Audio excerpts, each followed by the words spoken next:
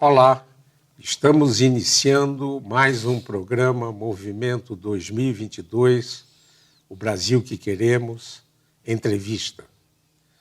Teremos hoje o privilégio de entrevistar a professora Yara Magalhães, um exemplo de conduta dedicado ao próximo, uma verdadeira humanista.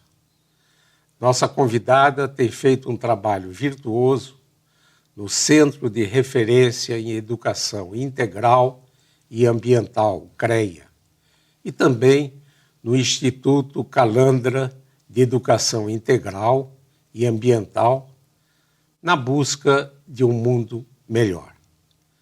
Em 2017, ela escreveu, aspas, a grande mudança está brotando silenciosamente de baixo para cima. Fecha aspas. Coloquemos nossa força, habilidade, propósito e labor nessa corrente. Ela prosperará. Vamos conhecer seu trabalho na construção de um novo tempo baseada em uma educação popular na busca de formas de expressão e ação, tendo a educação como pilar para a construção de uma sociedade mais solidária e consciente. Obrigado, professor Yara Magalhães, por ter aceito o nosso convite.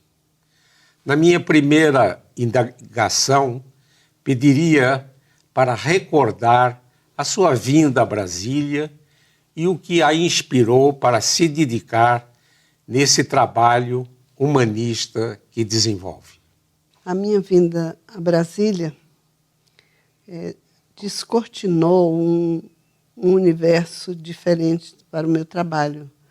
Eu trabalhava com formação de professores, divulgando uma metodologia de educação integral e, ao chegar em Brasília, para minha surpresa, começaram a afluir à minha casa profissionais das mais diversas áreas buscando os elementos da educação integral para aplicar nos seus trabalhos.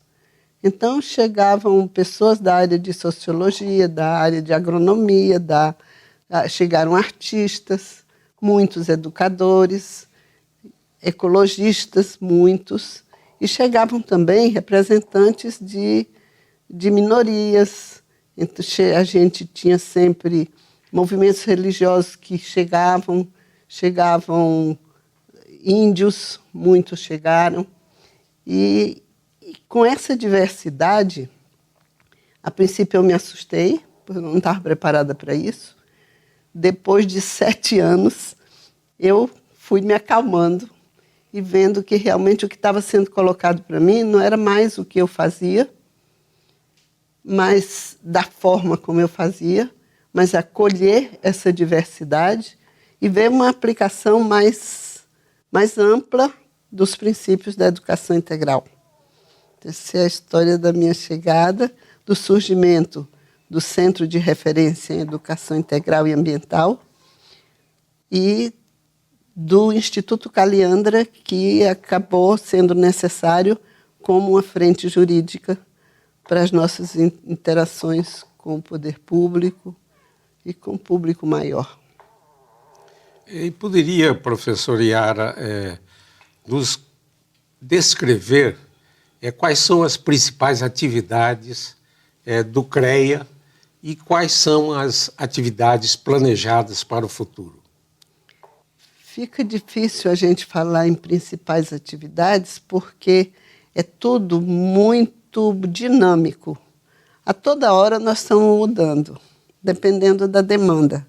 Nós temos como princípio não divulgar. Então, nós não temos folder, não temos nenhuma publicidade, nós simplesmente atendemos a demanda, até porque a estrutura não é tão grande. E a gente atende demandas. Então, a cada hora chega uma demanda diferente. Vou dar um exemplo. No ano 2000, o grupo de bordadeiras ilustradoras Matisse Dumont organizou uma viagem ao Rio São Francisco, mas uma viagem pedagógica, em que nós observaríamos os movimentos ecológicos nas cidades ribeirinhas e, ao mesmo tempo, levávamos o debate sobre a qualidade do rio e a possibilidade do rio ser transposto para o Nordeste. Então, numa reunião, uma festa de São João, que essa comunidade se reúne lá, se reúne na minha casa, eu apresentei uma representante das bordadeiras ao professor Otto Leonardos, que na época era diretor do CDS. E eu perguntei, você já falou com o Otto sobre o projeto Caminho das Águas? Não, então apresentei a bordadeira ao Otto e saí. Nem soube na hora em que deu. Na hora da gente se reunir realmente para materializar essa proposta, foram 25 projetos de mestrado e doutorado da UNB. E o professor Otto e outros professores na barca. Nós éramos 80 profissionais. Então, uma simples conexão que eu não tive a menor intenção, aí eu entendi que o espaço é um espaço de encontro e que eu jamais vou poder contabilizar o que nós fazemos, ter consciência do que já foi produzido, fazer estatística, não é permitido para nós com esse dinamismo. Professor Liara, poderia conceituar o bem viver e como base para um mundo melhor? Então, nessa caminhada, nós constituímos um grupo, quer dizer, ele surgiu e começou a se reunir, né, aqui no lugar que hoje já não é mais minha casa. Eu, por um acidente, eu moro nos fundos, né? Mas agora é o Centro de Referência em Educação Integral e Ambiental e sede do Instituto Caliandra.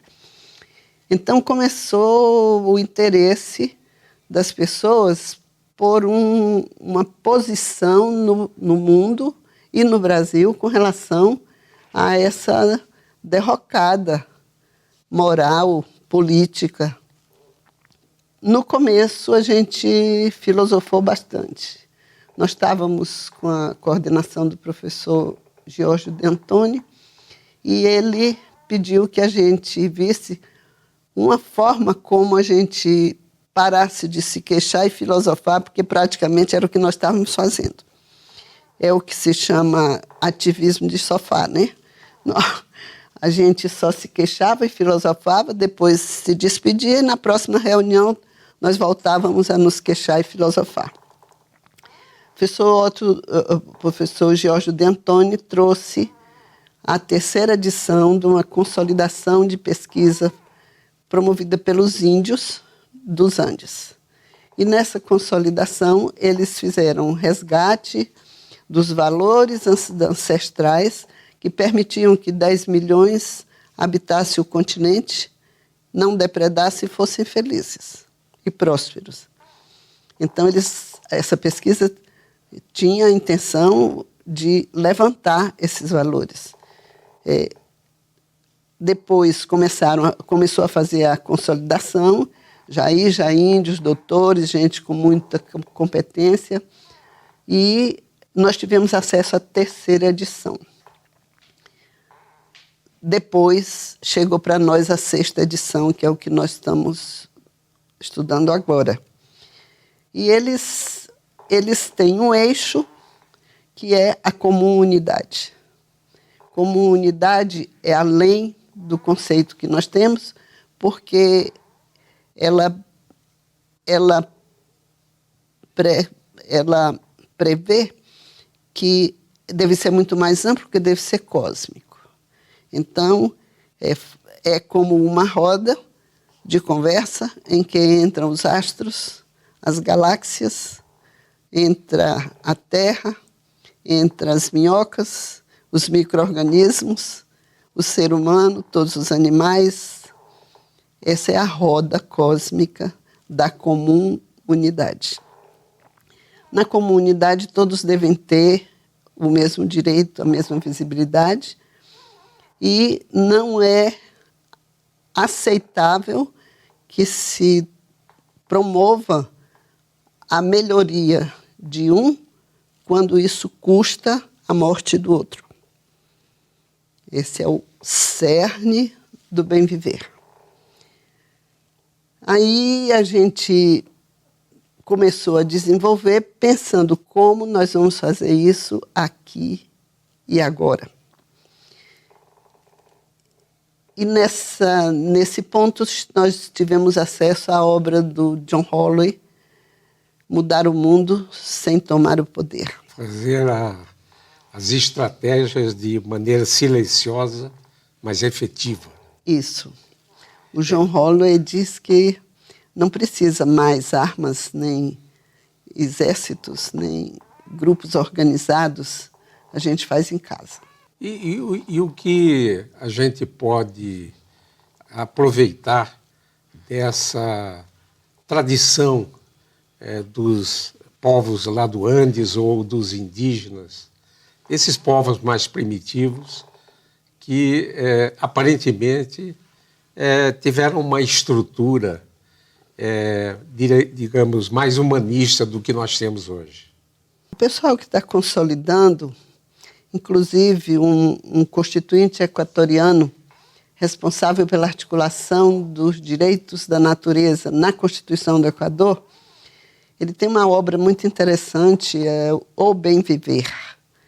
E é um comentário crítico sobre a atualidade e uma apresentação muito lúcida do bem viver.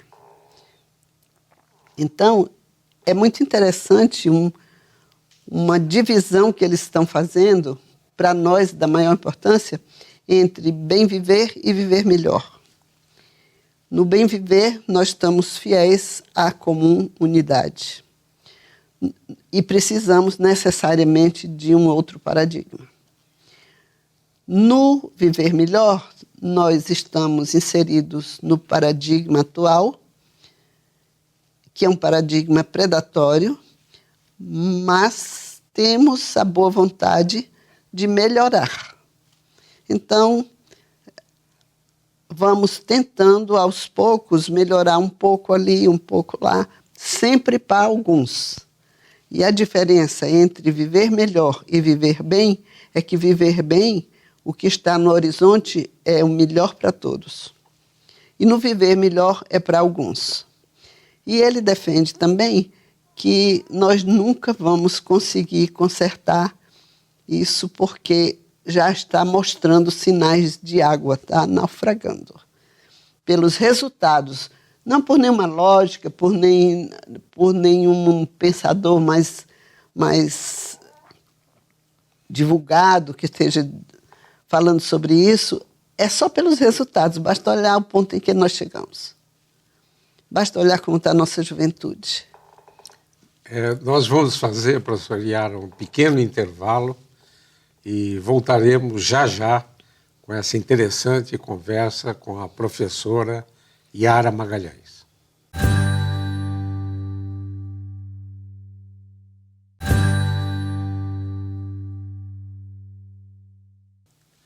Voltamos com essa interessante conversa com a professora Yara Magalhães. Professor Yara, se a gente analisar a história do mundo, né, das nossas civilizações, né, a gente vê que a história poderia ser muito mais bonita. E vendo a realidade de hoje, né, um mundo muito desigual, guerras, fome, doenças, pessoas que têm que sair do seu lar, do seu país, por várias razões, né? Como é que a gente acharia os caminhos para as transformações, eu diria mais para as rupturas necessárias para a gente mudar esse quadro? Fica muito difícil, pelo que a gente vai aprendendo com os índios, trabalhar com as duas lógicas ao mesmo tempo. A gente está na lógica do capital e eles estão nos propondo a lógica da vida. Então, basicamente, ou a gente opta por uma ruptura, ou nós vamos ter sempre o mais ou menos. E as utopias? Existe um movimento de ridicularização da utopia, né?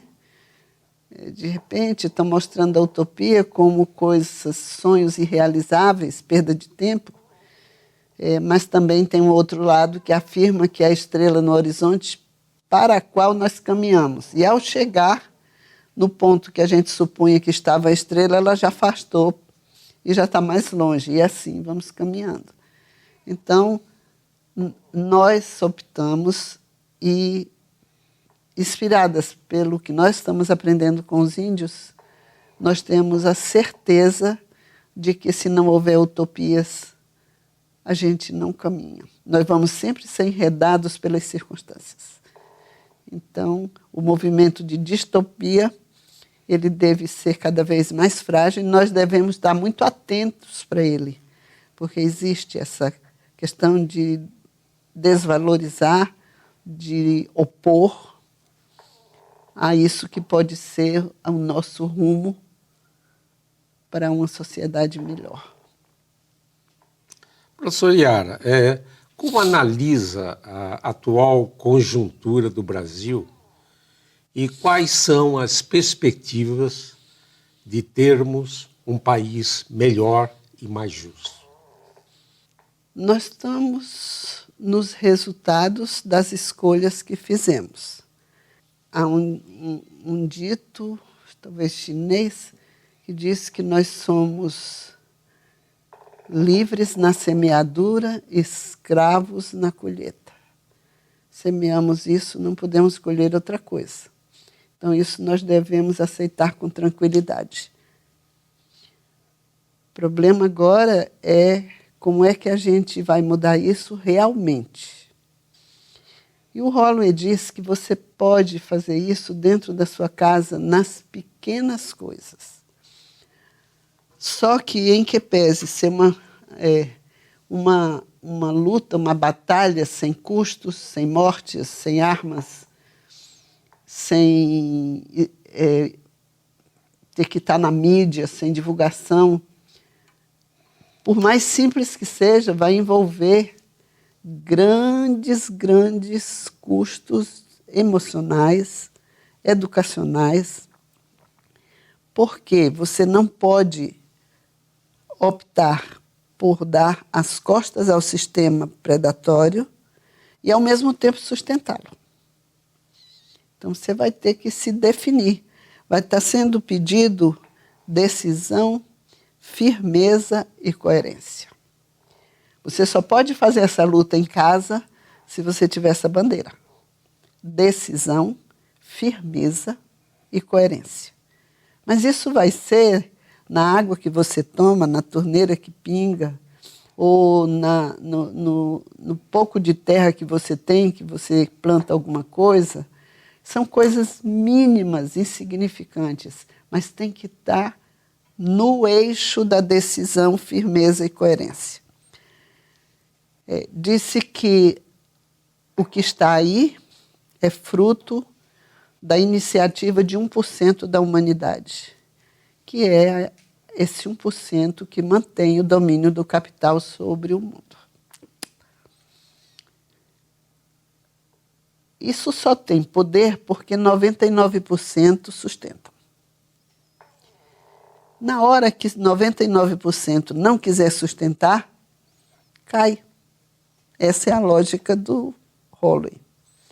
Então, se 99% resolve, no silêncio da sua vida cotidiana, não sustentar, não fica. Por exemplo, haveria alguma possibilidade da sociedade industrial e de consumo se manter se nós não consumirmos? Por que é que se mantém? Porque a gente consome. Essa é a lógica. Então, é uma coisa muito fácil para nós, mas nós temos que construir, pela educação e pela autoeducação, o poder de decisão, firmeza e coerência. Precisamos saber o que é que nós queremos e não sair da rota. Se nós pudermos fazer isso, 99% vai derrubar esse muro. Essas são as fissuras que o Rolwe coloca, né? Nós podemos fazer pequenas fissuras. Elas são o suficiente para derrubar o muro dessa situação que nós estamos agora. Só que nós não podemos nos dar o luxo de, enquanto fazemos uma fissura, sustentamos pelo outro lado. Então tem que ter sempre essa questão: o que eu estou fazendo está construindo ou está sustentando? O grande problema, professor, é mudar com velocidade esses 99%. Né? Daqui a 100 anos, por exemplo, 99%, se forem bem educadas, para não aceitar o consumismo, para ter uma visão mais ampla do coletivo, da nossa missão de interdependência, né, dos seres vivos, né, talvez a gente chegue lá. Professor Yara, o movimento 2022, o Brasil que Queremos, ele pretende envolver os jovens na construção dos caminhos para termos um Brasil melhor e mais justo. Nesse final de programa, poderia nos dar uma mensagem para os jovens que nos assistem?